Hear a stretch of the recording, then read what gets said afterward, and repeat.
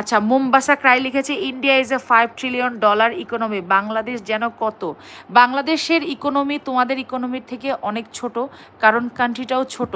কিন্তু বাংলাদেশের মানুষজনের ইকোনমি ছোট হলেও তাদেরকে খোলা মাঠে হাঁক দিয়ে হয় না, ঠিক আছে? কারণ এই দেশের ইকোনমি বা অর্থনীতি যতটুকুই ছোট হোক না কেন, আমাদের দেশের মানুষের ম্যানার আছে। আমাদের দেশের মানুষজন গরুর মতো খাইতে যায় না এবং খোলা মাঠে হাঁক দিয়েও যায় না, বুঝতে পারছো? কারণ টাকা পয়সা কম থাকলেই মানুষ কখনো ছোট হয়ে যায় না। টাকা পয়সা দিয়ে কখনো মানুষের মানদণ্ড নির্ধারণ করা যায় না। এটা হয়তো বা তোমার মতো অশিক্ষিতরা জানে না, বাট যারা শিক্ষিত তারা জানে। টাকা পয়সা দিয়ে কোনোদিন মানুষকে মেজার করা যায় না। যদি টাকা পয়সা দিয়ে মানুষ মেজার হইতো, তাহলে তোমার দেশের স্বাধীনতার জনক কোনোদিনই মহাত্মা গান্ধী হইতো না, কারণ মহাত্মা গান্ধী কিন্তু বিলিয়নার ট্রিলিয়নার ছিল না, ঠিক আছে? সো ওইরকম একটা সাধারণ মানুষ তোমার দেশে স্বাধীনতার ঘোষক হয়ে গেছে, স্বাধীনতার জনক হয়ে গেছে, তার নিজের গুণ বলে।